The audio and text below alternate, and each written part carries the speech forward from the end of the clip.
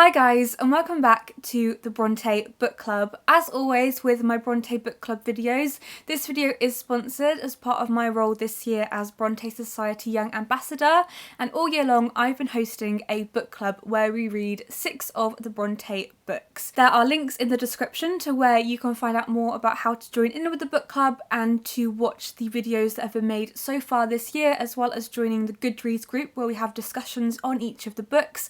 But today I'm going to be talking about women and the Brontes, not just the women featured in their books, but also the Brontes as women themselves, which is a topic that I am really enthusiastic about. One of the things that I love most about the Brontes, and one of the things that first attracted me to them when I started reading their books, is that they were women writing at a time on topics that affected women, and women weren't really allowed a voice in fiction or literature then. So immediately you get the sense that what they're writing about is really important, and I know that this is the same for lots of people. The thing that is best about the Brontes is that they are honest in the way that women feel in their books. They don't sugarcoat anything, and that often means that their books are slightly darker, but at the same time that's what makes them realistic. I don't think you can read about characters like Catherine Earnshaw or Shirley without feeling a sense of woman power, but at the same time there are also female characters within their works like Agnes Grey who are a lot quieter, or Caroline Helston, who is also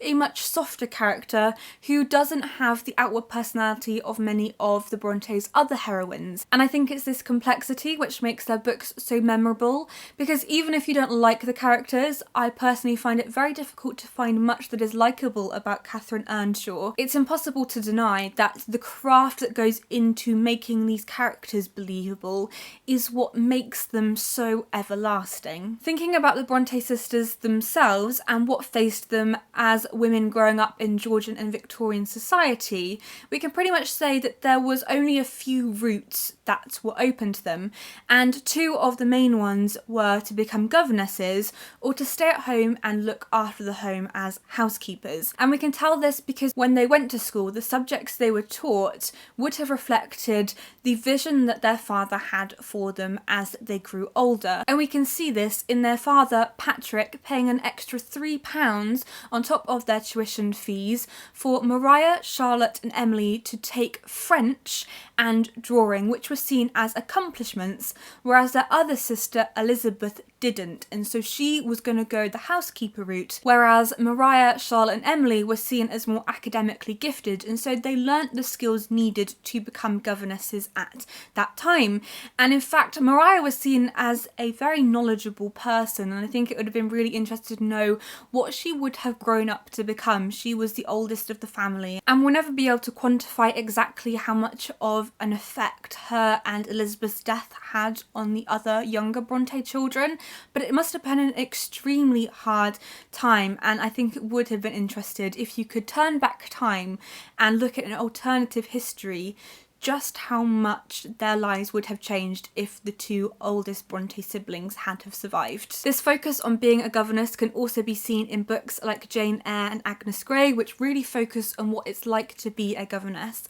Jane Eyre is a very romantic look at being a governess in many ways, whereas Agnes Grey is much more open and honest look at the kind of children that were encountered if you became a governess, and I think the pressures of becoming a governess too. But also there is a reference to becoming a governess in Shirley, where the main character, Caroline Helston, says that she wants to broaden her horizons. She wants to go away and become a governess, and has a conversation with her uncle about how he doesn't think that it's proper for her to become a governess. It's really frowned upon and looked down upon for someone like Caroline to become a governess, and even though it's something that she wants, it's something that is denied her. So there are a lot of complexities too with the position of women. For some women it's okay to become a governess, it's their only option. For other women it is something that, even though it is an option, it's not an option that they feel like they can take, or even if it is something that they want to take, it's not always something that their families will accept. The Brontes famously used pseudonyms in order to publish their poems and their novels, because it would have been frowned upon for a woman to write a book.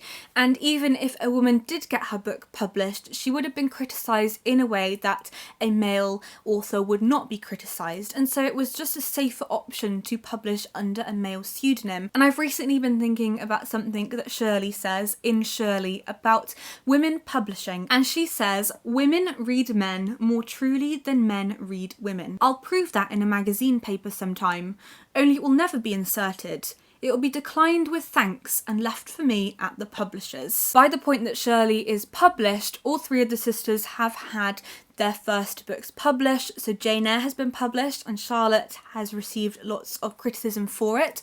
Wuthering Heights has been published, Agnes Grey has been published, and also The Tenant of Wildfell Hall has been published. And between Charlotte beginning to write Shirley and its publication, she's lost all of her remaining siblings, which I think really does create this reflective vibe in the book. There is certainly this emphasis on what it means to be a woman in it, which I really like and is one of my favourite things about it. But I really liked this look at what it is to be a woman publishing a book. And I think that another book that really reflects this journey that they have all been on is The Tenant of Wildfell Hall, and maybe so more than others, because after Anne's death, this was a book that really did decline in popularity, whereas when she was alive, it was really gaining ground and was really doing something groundbreaking that not everybody could accept. And the preface that Anne wrote to the second edition of The Tenant of Wildfell Hall is a masterpiece, and I think is possibly even more outstanding than the book itself. And I'm going to read it to you because I think that some of the last lines from it are just breathtaking and really do deserve to be heard. And recently I've been thinking a lot about Anne and how we often view her as the quiet sister, but the preface is certainly not quiet. I think it speaks very loudly. And she said in it, "As little I should think can it matter whether the writer so designated is a man or a woman, as one or two of my critics profess to have discovered. I am satisfied that if a book is a good one, it is so whatever the sex of the author may be. All novels are, or should be, written for both men and women to read, and I am at a loss to conceive how a man should permit himself to write anything that would be really disgraceful to a woman, or why a woman should be censored for writing anything that would be proper and becoming for a man." There was a lot of talk after their book's publication about who could have written these books, and there was a lot of controversy about whether it could have been women, and famously lots of the critics analysed Jane Eyre minutely to see, well, how could a man write about the way that a woman dresses, and really specific details that they felt that only a woman could know because they were so intimate. But in fact they were pioneering women authors, and one of the things that I've most been thinking about recently is a letter that Anne wrote to Charlotte's best friend Ellen Nussey, and to paraphrase it, this was something that she wrote when she knew that she was dying, and she talks in the letter about how she doesn't want to leave the earth not having left her mark on it. She doesn't want to leave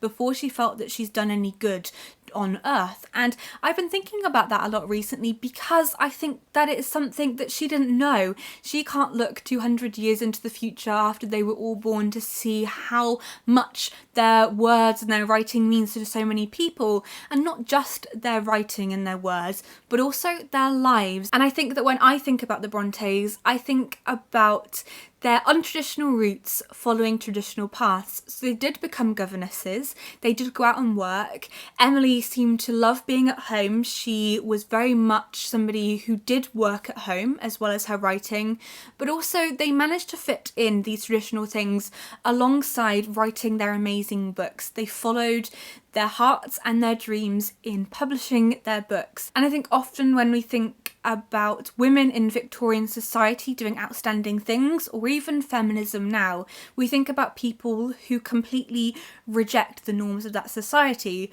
But what the Brontes seem to have done is make the society's norms work for them. So some of them they take others they reject. And I think for me, the best thing about them, the most brilliant thing, is that they managed to make both work for them. I could talk about this topic for many more hours because I think that it is key to who the Brontes were and key to how their books are perceived. But I hope you enjoyed this video and I hope that it got you thinking. I'd love to know about your perception of the Brontes as women and how it affected their work and how women are written about in their work. So if you've had any thoughts while you've been watching this video, I'd love to know them in the comments below. So thank you so much for watching this video and I will see you guys soon. Happy reading!